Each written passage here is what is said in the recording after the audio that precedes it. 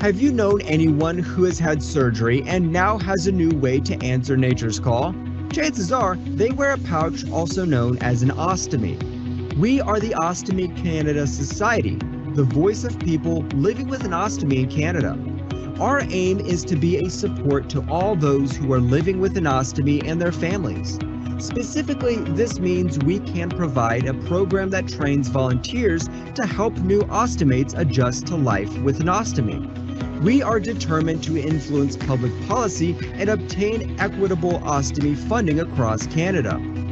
Public education and community outreach are performed in conjunction with our many local ostomy chapters and support groups. And every year, we send kids who have an ostomy from across Canada to a week-long camp which caters to special needs for our campers. This camp is located in the beautiful foothills of the Rocky Mountains.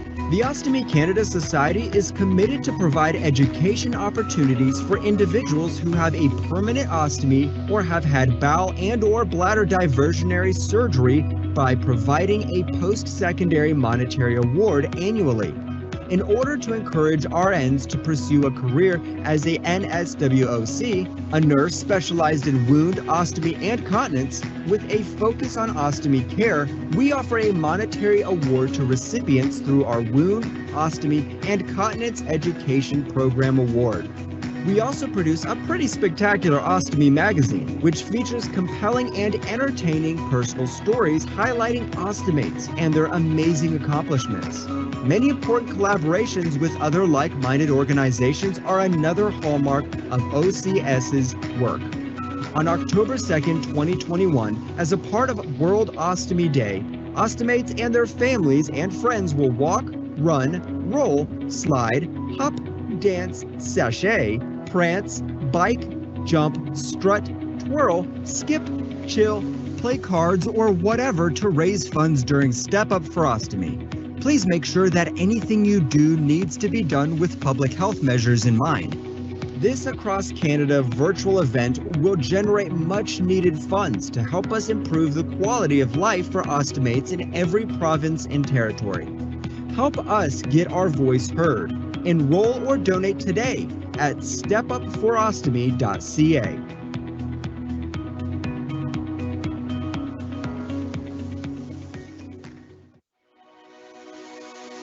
Good, I think I can. All right, welcome everyone. We're so excited to have you with us today, and thank you, Yasser, for sharing that wonderful video. So as we let people slowly join us from coast to coast to coast, I'm just going to take you through a couple housekeeping tips and, of course, introduce our session as well. So first things first, my name's Troy. I'm the Director of Operations at Nurses Specialized in Wound, Ostomy and Continence Canada, and I'm on the Board of Directors for Ostomy Canada Society, so I'm very happy to help present this webinar today.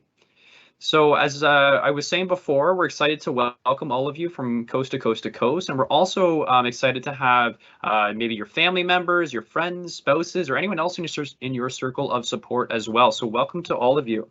This is our third national webinar of 2022, and hopefully many of you have been able to attend our last webinars, but if you haven't, we do have a couple from earlier on this year, the first one being gas, odor, bloating, and how to keep your ostomy flowing, nutrition for ostomy care. So that one was back in January, and then the most recent one in April was the Battle of the Bulge, stomal hernia prevention and care. So if you do want to access any of those prior webinars, I do encourage you to go and access them on our website at ostomycanada.ca/webinars, and I'll actually put the link to that in our announcements in our live event platform that we're on right now. So today's topic is Living Life to the Fullest, Revised Ostomy Guidebooks, and we're very excited to have Nancy Parslow with us today. So while I take you through Nancy's bio, Nancy, I'll ask you just to share your screen there in the background.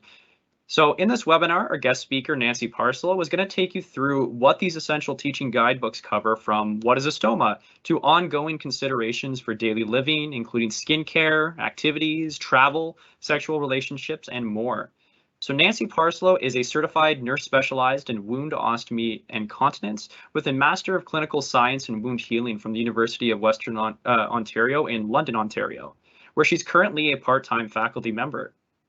from acute care hospitals to community and long-term care. She has over 40 years of diverse experience in wound, ostomy, and continence practice across the continuum of care.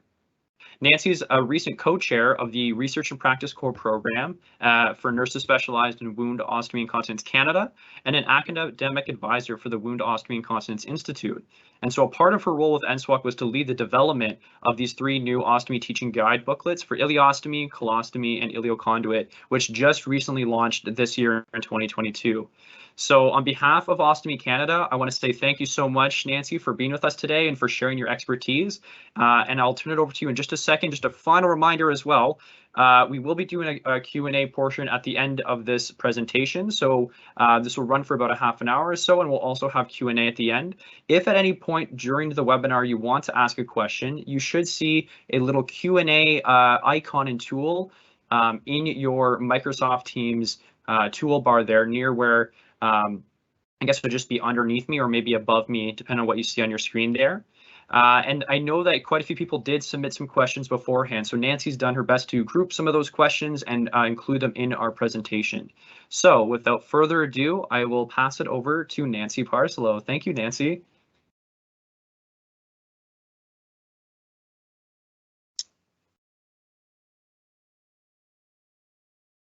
And I think you might have just gone on mute there for a second, Nancy. I'll ask I can't you to come unmute. back on if you can.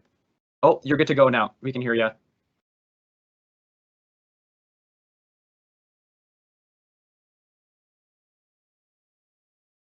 Oh, I think you're still on mute. Yasser in the background here, was there a way of unmuting here? I think you're good now, Nancy.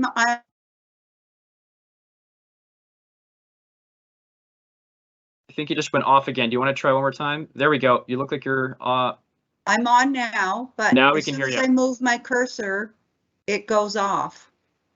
Okay, let's try one more time. Just try moving to the next slide and see what happens here. Okay, I'm fine. I'm good Okay, now. I think it's Thank good you. now. Okay, thanks, Nancy. Thank you, Troy. Well, thank you for that very kind introduction, Troy. And thank you to Ostomy Canada Society for organizing this webinar to enable, as I represent nurses specialized in Wound, Ostomy and Continence Canada, to introduce our revised ostomy guidebooks to help those that are living or anticipating an ostomy to live life to the fullest. Now I can't advance the slide. You might just have to bring your cursor onto the screen again and try clicking. Let's see if that works instead. Or is it frozen for you? Oh, there we go. Okay, sorry. So the purpose of this revision of these booklets, they actually hadn't been revised for many, many years, was to support those that are living with an ostomy or anticipating an ostomy to live life to the fullest, as I said. And also we want to dispel any myths. As you know, every neighbor that you talk to has all kinds of stories about living with an ostomy.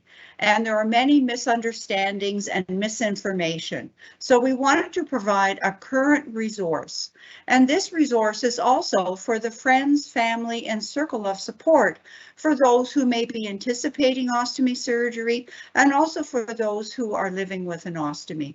As you know, friends and family are so important to help someone along their journey of adjusting to an ostomy.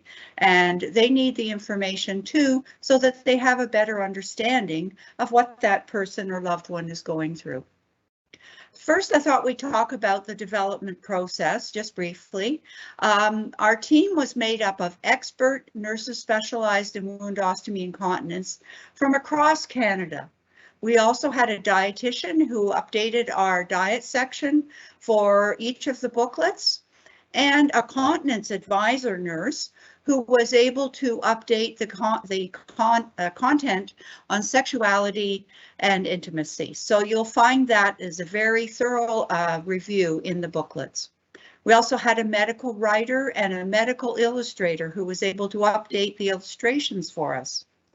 Once we had the draft of the document, we sent it out to other NSWOCs, nurses, physicians, and people living with an ostomy to review. We asked them to provide comments and feedback, and we reviewed their comments and updated the booklets prior to them going for final layout and artwork. The content of the booklets we'll talk about in more detail in a few minutes, but each booklet covers the anatomy of the specific ostomy type, such as a colostomy, ileostomy, or ileoconduit. We also covered many tips of how to return to work, bathing and swimming, travel, intimate relationships, dietary suggestions, exercise and peristomal hernia prevention, basic skin care, clothing considerations, and follow-up. So let's start with the anatomy of the digestive system. As we're looking at this illustration is available in both the colostomy and ileostomy booklets. As you know, when you eat something, it's in through your mouth and mixes with saliva, which starts to break down the food, which then travels from your esophagus into your stomach, where the food is further mixed with different enzymes or chemicals and breaks down before it travels on into the small intestine. In the small intestine, there are more digestive enzymes or chemicals released from the gallbladder and the liver and the pancreas, which break the food down further and allow it to be absorbed through your blood vessels so that it provides nutrition for your body. From the small intestine, the food travels into your large intestine or colon. Here, the waste products, the moisture or water from the waste products is reabsorbed. So as the waste products travel across your large intestine out towards the rectum, the water liquid is absorbed and the stool will be more formed and less frequent. So maybe you would have a bowel movement or feel the urge to have a bowel movement once a day or every second day or so. So what is a colostomy? Well, if we start to think about the anatomy of the colon or the large intestine, we know that as the waste products travel along, the water is absorbed. And the normal expectations would be that wherever the stoma is within the large intestine would indicate the consistency of the stool. In this diagram, you can see that the end colostomy is in the lower portion of the colon. So the stool, as you would anticipate, would be more formed and more regular, maybe once a day, as we discussed. If the rectum and the anus have been removed surgically, maybe because of cancer of the rectum or anus, the ostomy would be considered permanent. You may have a temporary ostomy where the rectum and the anus have been preserved, and this may be for diverticulitis or other cancers that may be higher up. There are many other reasons that someone might have a colostomy, but these are some of the most common ones. And management options for a colostomy in the lower part of the colon may be managed by a procedure called irrigation, which is like giving yourself an enema through the stoma every day. If this is something you're interested in, you should talk to your physician and your NSWOC about whether this is appropriate for you, and they can teach you how to do it as well. Pouches are another management option. As you can see, there are a variety of different pouches that can be used for a colostomy. They may be, as in Figure A, a one-piece appliance where you have a skin protector permanently attached to a pouch, and you may have a drainable pouch which can be opened from the bottom and emptied into the toilet. Or you may choose a two-piece system, again with a skin barrier flange, as in photo C. You can have a drainable pouch, as in B, or a closed-end pouch, as in D. These pouches can be attached to the flange or removed as the person chooses. This may make emptying easier. It may make it easier to change the size of your pouch when you, as you like. Such as for intimate occasions, you may decide to use a small pouch, etc. The pouches also come with filters, if you like, or without filters. And the purpose of the filter is to allow gas to escape and doesn't accumulate in the pouch. Some filters have charcoal. Some filters have special little compartments that prevent them from getting moist. If the filter becomes wet, it often becomes blocked. So choosing a pouch with a filter that doesn't become blocked would be appropriate if that's what you would like. And figure C is a pouch liner, which could be used by some people with a colostomy. It's inserted inside the pouch to collect the stool and then discarded without having to rinse or discard the pouch. So those are just some options. And there's many, many, many more options. There are skin barriers that have extended wear that last longer. There are different materials available, etc. So what is an ileostomy? How is it different from a colostomy? Well, we said a colostomy involves a stoma within the colon or large intestine. An ileostomy involves a stoma within the small intestine. The latter part of the small intestine is called the ileum, and this is where most ileostomy stomas are located. A normal expectation, as you recall, the large colon reabsorbs the water from the stool, but the stool within the ileum or the ileostomy would be more liquidy and still contain the enzymes or chemicals that your body uses to break up the food and absorb the nutrition. So the stool will be more liquid. Your ostomy may function, again, depending where it is in the small colon or small intestine, may function 3 or 4 times a day or even more. And the drainage would be rather pasty consistency, sometimes more liquid. Some conditions that require an ileostomy could be cancer in the lower colon or large intestine, especially if the rectum and the anus have been removed, then the ileostomy would be considered permanent. If the rectum and anus have been preserved, then the surgeon may undertake some other procedures, creating an ileoanal pouch, etc. And these would allow the person to eventually have a closure of the ileostomy and continence through the rectum. But again, this is only for those people who are candidates that have maybe ulcerative colitis, etc. Again, we talked about including content about the ileoanal reservoir and the J pouch within this document, but decided after discussion that we should not do that because different centers across Canada have different procedures. Physicians and surgeons have different practices, and where these procedures are performed, which are often in specialized centers, they have their own booklets that are specific to these procedures. So we have not included it, but I did see the question about asking NSWOC Canada if we would consider producing a booklet. So I will pass that on. We have a lot of things on our list of publications that we want to work on, but we will certainly consider this. Management options for an ileostomy would include pouches that are drainable or open at the end. Because you're going to be emptying the pouch perhaps 3 or 4 times a day, you would want to be able to do that without having to remove the appliance. Again, you may want to choose a skin barrier that has a more durable barrier, because sometimes the liquid drainage may actually cause the barrier to melt away and allow the drainage to sit on your skin and cause irritation. You also might choose a pouch with a filter to allow for the gas to escape. So moving on to the anatomy of the urinary tract in the ileoconduit booklet, we see here we have 2 kidneys which filter the waste products from your bloodstream and create the urine.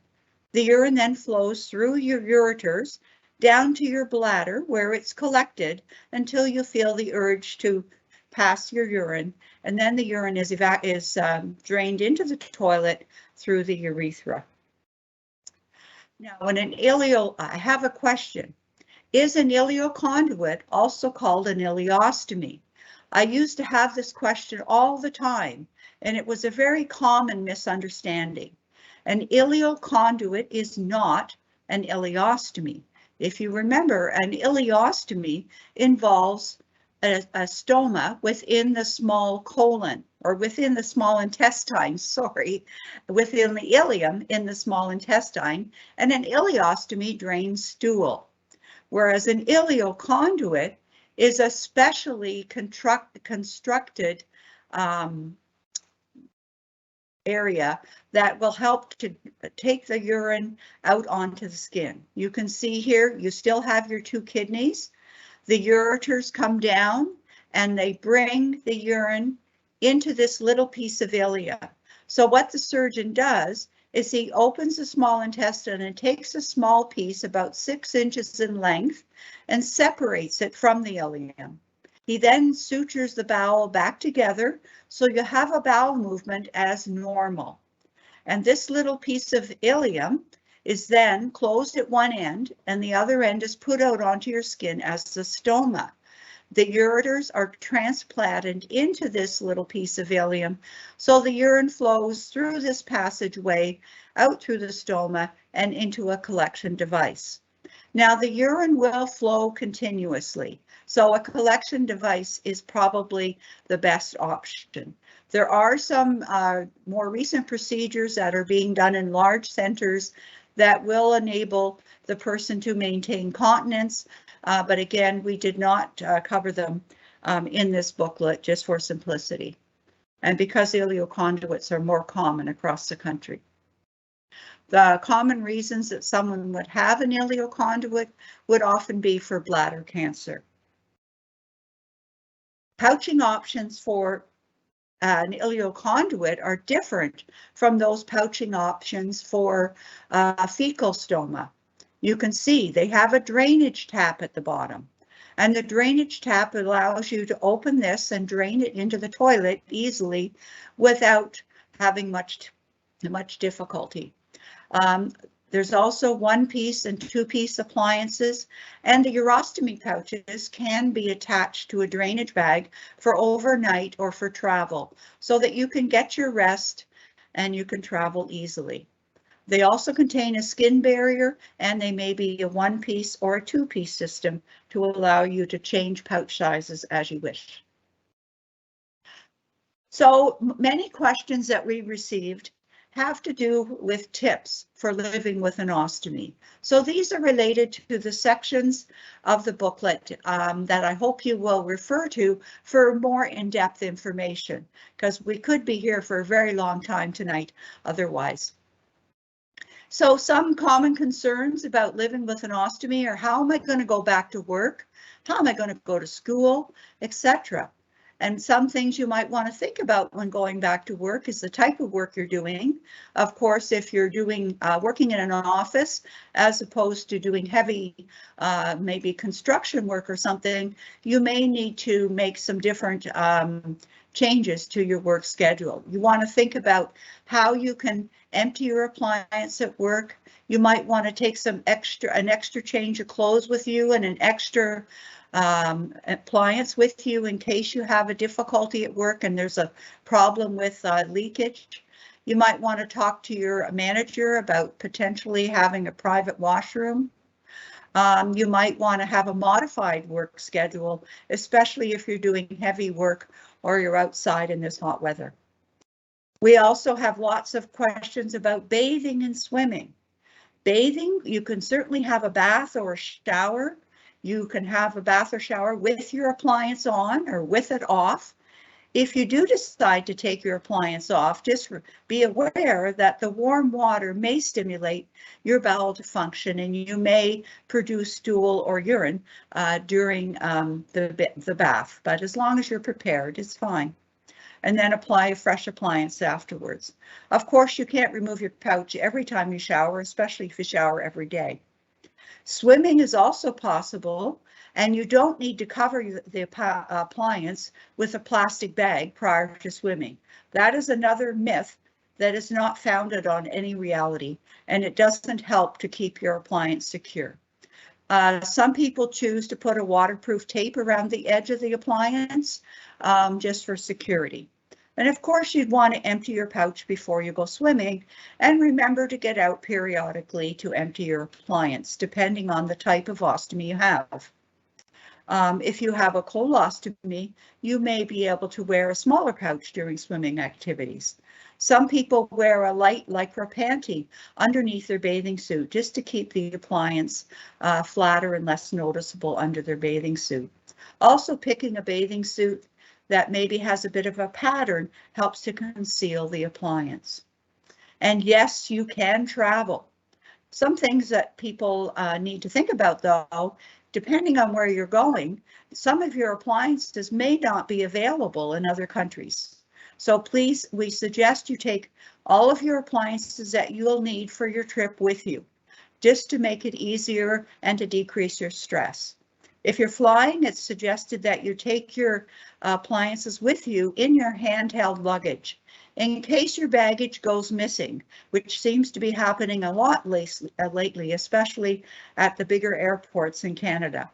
So keep your luggage or keep your appliances with you. You might want to get a letter from your doctor just explaining that you have an ostomy, maybe to help with customs and some of their questions and prying hands. We also have a very detailed section on intimate relationships and sexuality. Again, things you need to discuss with your surgeon about how were the pelvic nerves involved in your surgery, how in-depth was your surgery, what limitations might you expect, and this is for male and female clients. There's also lots of simple suggestions about how you can have a successful intimate relationship. So I encourage you to have a look at that. We included a section on dietary suggestions. We had some questions about food blockage, and we did include this under the dietary section as well. And specifically, we had a question about mushrooms, and I'm not sure what type of ostomy this person was referring to, but mushrooms are fiber. So you need to make sure that you chew. And if you have an ileostomy, you probably don't want to have them until several weeks after surgery, until the swelling in your bowel has receded and healed, and you can then maybe have them in a smaller quantity. Be sure to drink lots of fluids. Most dietitians now are saying that those persons with an ileostomy, after a period of time, should be able to eat most everything as long as they remember to chew really well. And keep a food diary so you can keep track of what things bothered you and what things didn't. And maybe you want to stay away from them for a few weeks and then give them another try, because as things heal, they may be better tolerated. Blockages can be caused by food. They can also be caused by other reasons, such as adhesions and strictures, twists in your bowel. So it's very important, if you are experiencing a blockage, that you're able to identify if it may be related to food, or you need to see your doctor about a potential problem with adhesions, etc.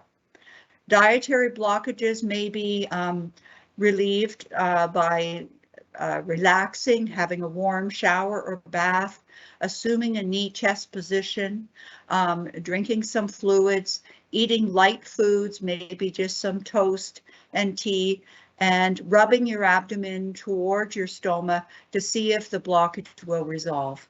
If the blockage doesn't resolve and nausea and vomiting occurs, you really need to go to the emergency department because you can easily become dehydrated.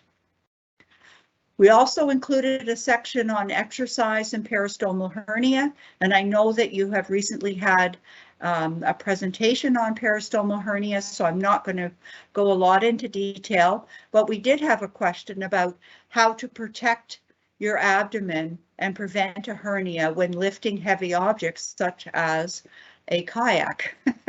And We did include several exercises in the booklet, and they focus on strengthening your abdominal core muscles. And this is critical for any lifting. So before you do any heavy lifting, give your muscles time to heal. Muscles heal much slower than skin. Your incision may be healed, but the muscles underneath may not. Gently perform the abdominal strengthening exercises to regain your strength for several weeks after surgery, and lift carefully using your legs and proper body mechanics to, again, put most of the weight into your legs rather than your abdominal area. So focus on exercises to strengthen that abdominal core, and these are included in the booklet. We had a lot of questions about skincare, and we did include basic information about skincare. This could be a webinar all on its own to talk about different skin conditions and potential treatment options. Again, it depends on what's going on. A thorough assessment is required to identify the cause of skin breakdown. Skin breakdown may be due to an allergy to a product. And if this is suspected, such as in the photo on your left, then you need to go and see an NSWOC if you can, or your physician, and have patch testing done to identify the potential allergen and to identify products that you may be less sensitive to so that you can switch. If you are allergic to a product, it's important to keep that product away from your skin. You may need to use a solid skin barrier underneath the product until you can find something to successfully replace it that you're not allergic to. The picture on the right shows what happens if the opening in the skin barrier is too large and allows the drainage to sit on your skin, especially if you have an ileostomy. You can see that the skin has been totally eaten away by the liquid drainage. And this could happen because the stoma often shrinks after surgery, and you know that people are discharged from hospital very soon. And as the swelling goes down over the next few weeks, it's important to adjust the size in the skin barrier opening to protect your skin from the drainage. And there's other reasons people could have skin breakdown. It could be due to a fungal infection. Especially during this hot, humid weather, we all have fungal bacteria on our skin, and fungus likes warm, moist, dark areas. And if you're perspiring a lot, especially under your appliance, you can have problems with a very itchy, red, often weepy rash. And this needs to be treated with an antifungal agent. Preferably an antifungal powder, because of course, nothing is going to adhere to an antifungal cream. It's very difficult. So an antifungal powder or a silver powder. There are silver powders now available in the wound care products that are very effective at treating fungus. If the skin is weeping, you would put the antifungal product on the skin. If it's still weeping through, this would be sealed in with a skin barrier wipe or spray, but be sure to choose one without alcohol because it will sting otherwise. An ostomy powder can be applied over top to absorb any excess drainage because your appliance needs to be applied to a dry surface. Brush away any loose powder again and dab it with the skin barrier wipe, so that you seal the powder to the skin and it won't interfere with your appliance sticking. Those are just a few suggestions, but there are many more within the booklet. And as I said, if you have a skin problem, living with a skin problem is not normal. Skin underneath an ostomy appliance should look like the skin on the rest of your abdomen. And if it doesn't, you really need to seek help. You need to see your nurse specialized in wound, ostomy, and continence, or your physician for suggestions, or a nurse practitioner about what to do, what's going on. We need to assess the cause of the problem and adjust it. Perhaps your appliance isn't fitting properly anymore. Perhaps you've lost a lot of skin turgor as you age and you have new creases and folds. Perhaps you've gained weight and the shape of your abdomen has changed and you need an adjustment in the type of appliance. Maybe there's a deep decrease of scar tissue beside your stoma, which is interfering with the appliance sticking. Perhaps you need a convex appliance or need to add a belt or use a skin barrier washer, ring, or strip, or a paste to fill in any defects around your ostomy. But most importantly, it needs a follow-up assessment to see what's going on, to assess and find the right appliance fit and adjust things so that the skin can heal and you can get on with your life and enjoy life. We had a question about finances. Finances are a big concern, and as you may know, the provincial governments across Canada provide varying levels of financial support for people who are living with an ostomy.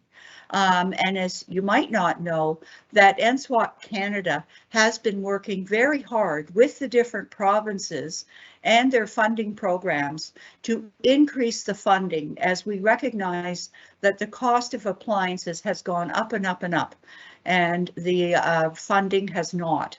So stay tuned. Hopefully we'll have some good news, if not now, coming soon in the future. So check with your provincial funding agency. If you are receiving social help from your social worker, they can also help fund your ostomy appliances. But we know that they are very expensive. So working with your nurse specialized in wound ostomy continence to find an appliance that is going to adhere well and not leak and not require frequent changes would be very important to help reduce your costs, because there are so many different kinds of appliances and different manufacturers available.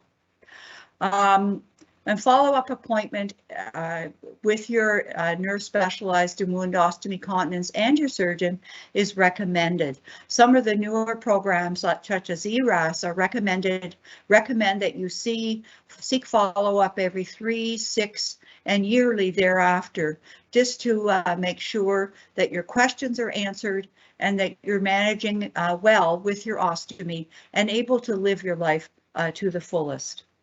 We also had a question about aging and the impact of living with an ostomy. As you know, as you age, your skin ages as well. Your skin is an organ, and it may become weaker and drier. You may need to add a skin barrier wipe underneath your appliance just to protect your skin from the adhesive of your appliance so you don't get a skin tear when you're removing your appliance.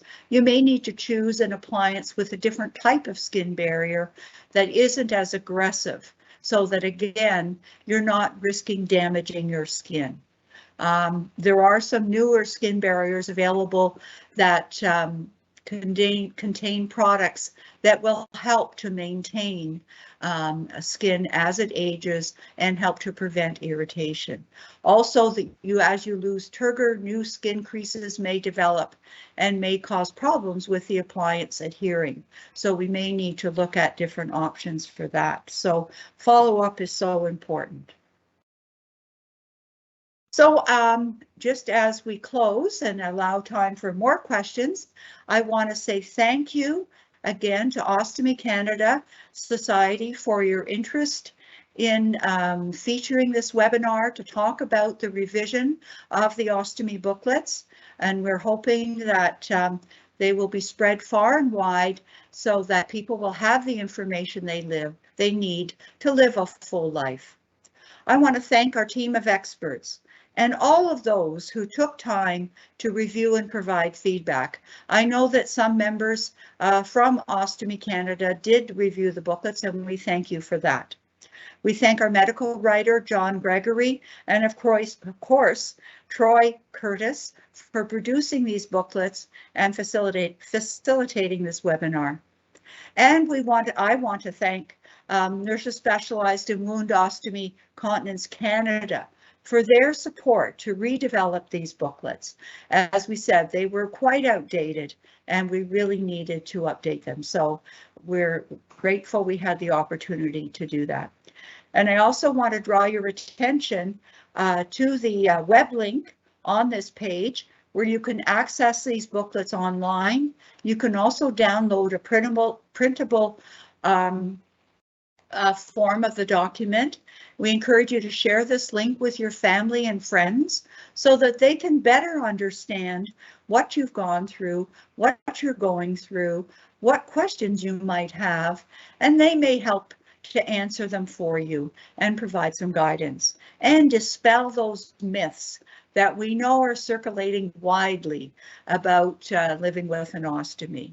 People do live full lives with an ostomy. They go to work, they bear children, they have intimate relationships, they participate in life activities, they participate in contact sports, everything.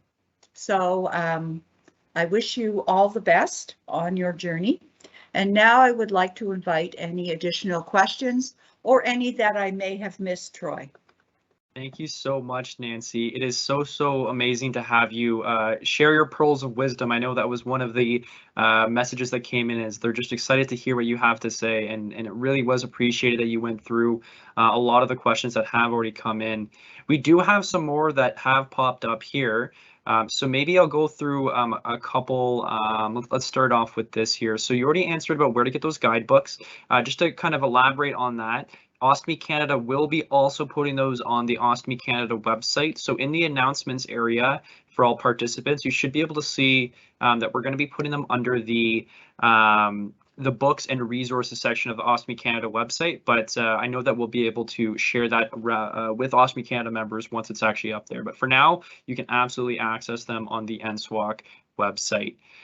So I guess my first question, Nancy, and maybe you can kind of just answer this a little bit generally, is someone was asking about how they would typically first get in touch with an NSWOC. They've been discharged, this person in specific has been discharged by their community nurse, but typically after someone goes in for ostomy surgery, let's say, or maybe they've followed up with their physician before, how does one typically go about getting in touch with an NSWOC? Well, as you know, there is a section on the NSWOC Canada site where they list NSWOCs who may be available in your area. And there's also a place where you can ask questions. You can also ask at the hospital, ask your surgeon or nurse practitioner if they know where they could find an NSWOC. They may be employed by a community nursing agency. They may be self-employed. A lot of larger hospitals do have NSWOCs employed, and they are often have a clinic available where they can see people once they've been discharged from the community care. But again, that varies on the hospital site, etc., whether they have a clinic or not. But certainly they would probably be available to answer any of your questions. I know it is more challenging in more remote areas. So best to look at the NSWOC website and see if there is someone locally that could be in touch with you either by phone or maybe by a web link. Zoom has been a wonderful thing. I know my colleague helped her father-in-law with his leaking ileostomy by using her iPhone and his iPhone, and she walked him through step by step how to change the appliance and made suggestions of what he could do to prevent the leakage. And she was very successful and it worked. So there's many innovative ways if you are in a more remote area that may be useful if you have an iPhone, if you have an iPad, and you can find someone who is willing to connect with you.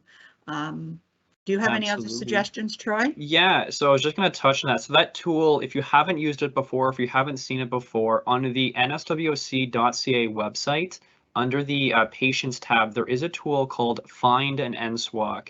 And that gives you the opportunity to search either by city and or by postal code, with the postal code being the better route in my opinion.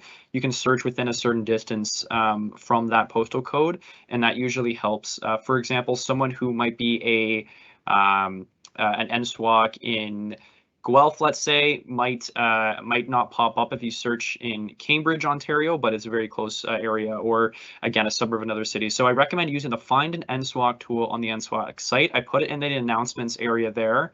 And that will give you the best chance. Now, what I would also recommend is if you are somewhere a little bit more remote, or if you haven't met your NSWOC in your area before, I would also recommend reaching out to office@nswoc.ca, or just contact our national office through our website. We'll do our best to get you in touch. And NSWOC Canada's mission is also to help you get in touch with an NSWOC. And though we don't have an NSWOC in every township, city, or every single area across Canada, that's a part of the mission as well, is to try to get as many nurses who can through our Wound Ostomy and Continence Institute, through the program, and become specialized as a nurse specialized in wound ostomy and continence. So it's a part of the larger overall strategy there. So thank you for taking us through that, Nancy, and thank you for those suggestions. Another question that we had that came in, I'm just going to pull it up here on my end, was the idea of high histamine foods. Do they, as far as you know, do you know if high histamine foods release histamines through your kidneys and stoma? Could that cause a reaction? Is this something that you may have run into before in the past, Nancy? Well, that's a new one. I never heard of high histamine foods. What would they be? I did a little Google search in the background here too. I couldn't find a very clear answer. So maybe what I'll do is, if you were the person who asked that question, if you want to elaborate, maybe you've been experiencing something, or maybe your physician or someone else has told you about certain foods. If you want to put that into the Q&A box here, maybe what we'll do is we'll get back to that question with a bit more information. Again, we'll see how many questions we can get through here, but maybe we can kind of circle back to that. I just wanted to say one other thing related to our previous question about getting in touch with an NSWOC. I do want to remind everybody on the line that we do have a medical lifestyle advisory team on the Ostomy Canada Society website. That is a great resource of frequently asked questions to other NSWOCs who actually have posted in text format or in a blog post format on our website some of the responses to those cases. It also has an option for you to submit your own question, and that will go to that full team of experienced and expert medical advisors who will be able to help you out, and they do include NSWOCs as well. All right, Nancy, so looking over to another question here. So I know you covered some of the topics around ileostomy and skin issues here, and I know this is maybe something we can maybe talk about at a future webinar in more detail. But this person says that they've had a high output ileostomy since May 19th. They've had a leakage and skin issues since then. They've tried a large number of products from various manufacturers. They've done a lot of research themselves as well. They really just don't know what to do right now to help with this. Their stoma is flush with their skin. They're using a 2-piece light convex. They're even taking 82 milligrams of Imodium per day and 8 Lomotil tablets per day. Is there anything that you might suggest to someone who has a stoma that's flush with their skin? They're using a 2-piece light convex, and they're still seeing leakage and skin issues. Is there anything that comes to mind right off the bat that could be given us a suggestion more generally, maybe? Maybe we can just kind of talk about that generally. For the stoma that would be flush with the skin, you may need a deeper convexity. It may be flush to the skin when you're looking at your abdomen standing or laying, but perhaps when you sit, you might find there are some deep creases that develop along the lateral aspects of your stoma. You probably need an appliance with a deeper convexity. Because it's high output, I would suggest that you also use a more durable type of skin barrier. There are extended wear skin barriers that are more resistant to erosion from the drainage. You may also have better control of the drainage by using a high output pouch. The high output pouch, if your stool is just liquid, has a spout at the bottom, which allows you to empty that more easily into the toilet. It also allows you to connect that to a bedside drainage bag at night so that the pouch is not overfilling. If the pouch is getting too full, that is going to increased weight will cause your appliance to perhaps lift or come away from the skin around the stoma. So keeping the pouch, you know, about a third, no more than a third full is important, and that's where the high output pouch may be a better option for you until you get this under control. It sounds like you're already doing a lot medically to try to reduce the high output. Have you tried some of the dietary suggestions, such as foods that help to absorb liquid? Although if you're taking that much medication, I'm sure you've already tried that.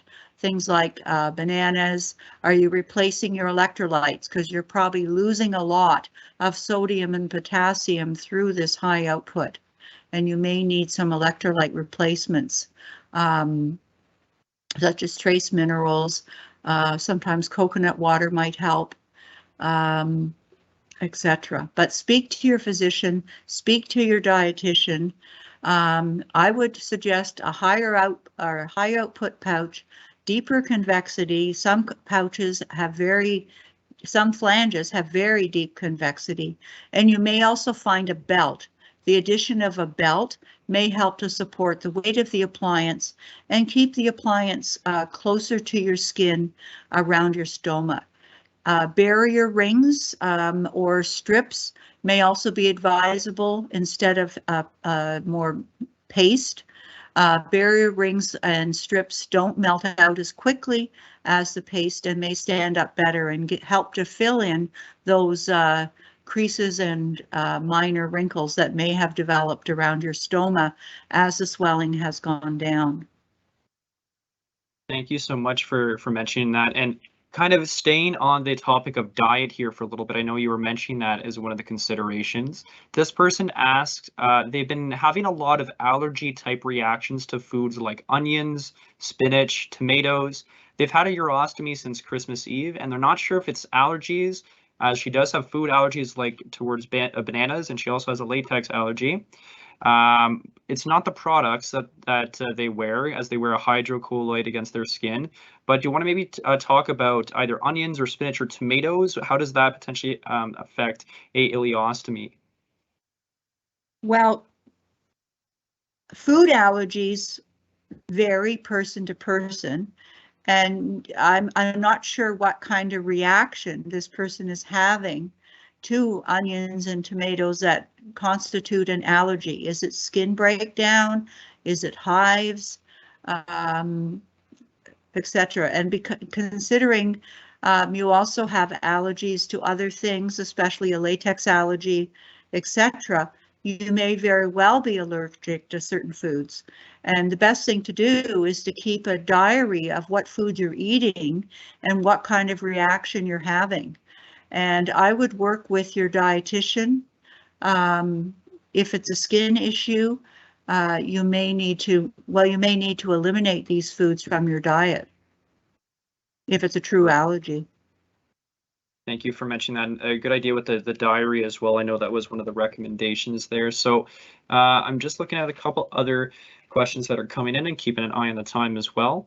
So the person who had asked about the mushrooms, they have a colostomy and they were told not to eat mushrooms or bean sprouts because they can cause blockages.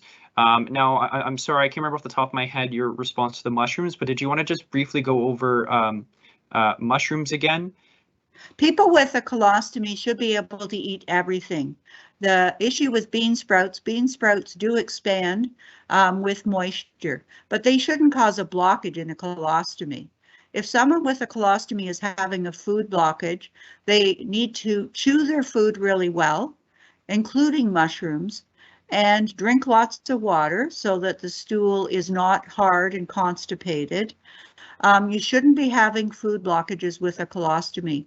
You may have some adhesions or strictures that are contributing to the blockage.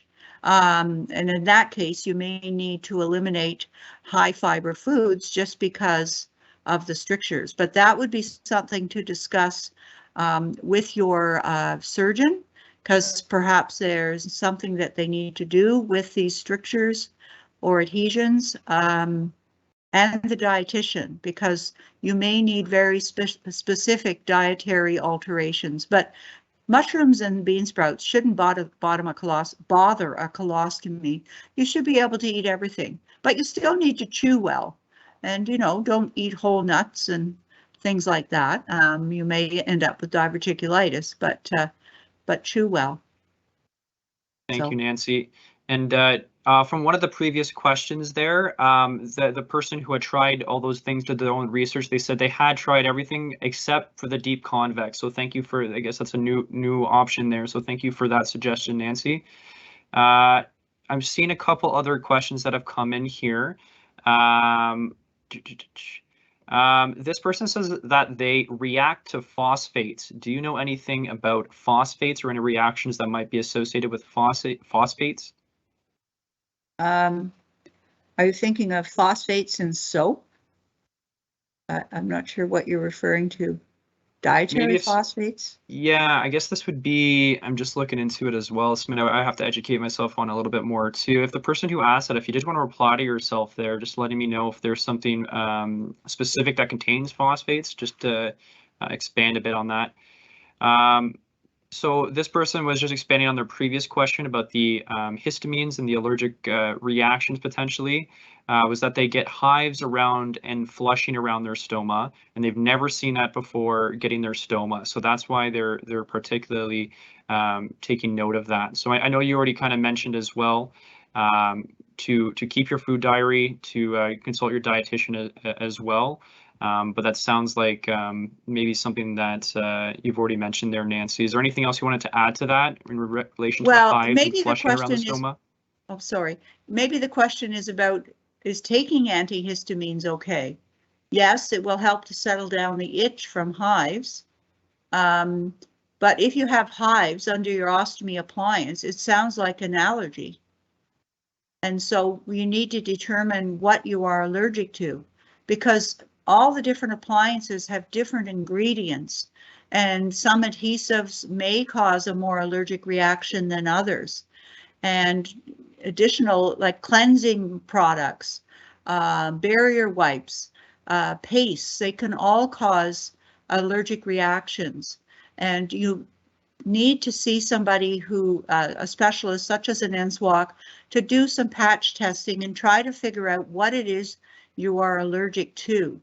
And certainly you can take antihistamines to try to settle down the itch and irritation, but you have to find out the cause, and that's where individual assessments are critical. It's hard to give advice without actually assessing the person, but I think there's an allergy going on there.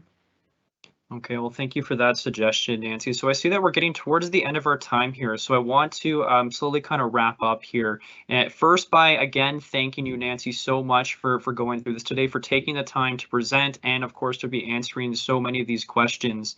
I just want to remind everybody again that you can access each of these 3 teaching guidebooks on the NSWOC website under patient education. It is going to be going up on the Ostomy Canada Society website as well, and we'll make sure to circulate that with all members, and we'll make sure that that gets circulated widely. If you do want to try to get in touch with an NSWOC, the tool, the Find an NSWOC tool, can also be found on the Ostomy Canada Society website. So if you go onto the website there, you're going to be searching for Find an NSWOC, and you'll be able to find it there under the support area. Again, I will thank Nancy. Again, I'll invite John Hartman, who's our Executive Director of Ostomy Canada Society, just to say a few words as we close up as well. Again, we really appreciate you coming on, Nancy, so thank you so much. My pleasure. Thank you for inviting me. Yeah, and again, Nancy, on behalf of Ostomy Canada Society and everybody that participated in this webinar, today, and those that will probably view it when we post it up on YouTube. Our sincere thanks and appreciation to you and all the colleagues that helped put all these guidebooks together. We will make sure that they are posted on our website, as well as, of course, the NSWOC website. But on behalf of us all, thank you very much. Make sure everybody that is listening in has a wonderful and safe summer, hopefully not experiencing the heat waves that most of us are. And we'll see you again in the fall. And Troy, Wednesday, October 19th will be our next webinar. And just a reminder for everyone who has been asking questions beforehand or answering our survey after the webinar is complete. We are taking all your suggestions and questions into account as we decide the topics for our next webinars. So do stay tuned. We're going to be announcing the topic sooner rather than later. We'll give plenty of notice for our next webinar. But keep submitting that post-webinar survey to provide your suggestions. Finally, as we close here, Yasser is going to be playing a video to close us out. So please do stick on for the final few minutes here as you watch the video that Yasser is going to play. Thank you again, Nancy. Thank you to everybody who is attending, and we can't wait to see you at our next one. Bye-bye.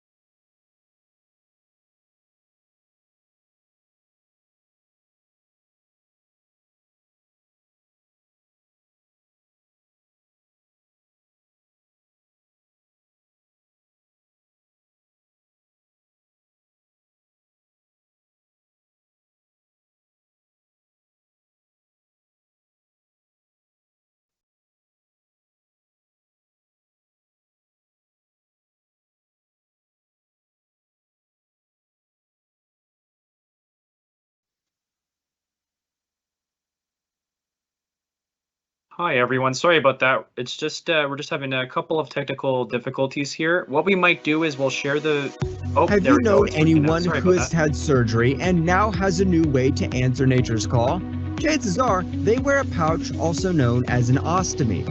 We are the Ostomy Canada Society, the voice of people living with an ostomy in Canada. Our aim is to be a support to all those who are living with an ostomy and their families. Specifically, this means we can provide a program that trains volunteers to help new ostomates adjust to life with an ostomy. We are determined to influence public policy and obtain equitable ostomy funding across Canada. Public education and community outreach are performed in conjunction with our many local ostomy chapters and support groups. And every year, we send kids who have an ostomy from across Canada to a week-long camp which caters to special needs for our campers. This camp is located in the beautiful foothills of the Rocky Mountains. The Ostomy Canada Society is committed to provide education opportunities for individuals who have a permanent ostomy or have had bowel and/or bladder diversionary surgery by providing a post-secondary monetary award annually. In order to encourage RNs to pursue a career as a NSWOC, a nurse specialized in wound, ostomy, and continence, with a focus on ostomy care, we offer a monetary award to recipients through our Wound, Ostomy, and Continence Education Program Award. We also produce a pretty spectacular ostomy magazine, which features compelling and entertaining personal stories highlighting ostomates and their amazing accomplishments. Many important collaborations with other like-minded organizations are another hallmark of OCS's work. On October 2nd, 2021, as a part of World Ostomy Day, Ostomates and their families and friends will walk, run, roll, slide, hop, dance, sashay, prance, bike, jump, strut, twirl, skip, chill, play cards, or whatever to raise funds during Step Up for Ostomy. Please make sure that anything you do needs to be done with public health measures in mind.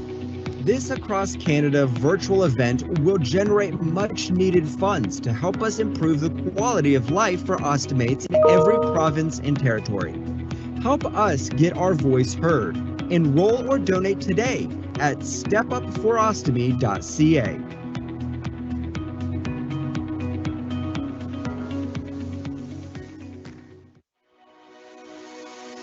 Vous connaissez quelqu'un qui vient de subir une intervention chirurgicale et qui doit maintenant répondre aux besoins naturels différemment? Probablement que cette personne porte un sac qu'on appelle aussi une stomie. Nous sommes la Société canadienne des personnes stomisées, la voix et le cercle de soutien pour les Canadiennes et Canadiens stomisés. Notre objectif est de soutenir les personnes stomisées et leurs familles. Plus spécifiquement, nous sommes en mesure d'offrir un programme de formation de bénévoles pour aider les personnes stomisées à s'ajuster à la vie avec une stomie. Nous sommes déterminés à influencer les politiques publiques et d'obtenir du financement équitable à travers le Canada. L'éducation et la sensibilisation se font main dans la main avec plusieurs intervenants à l'échelle locale. Et à chaque année, nous permettons à des enfants stomisés de partout au Canada à participer à un camp de vacances d'une semaine. Ce camp est situé à proximité des Rocheuses canadiennes.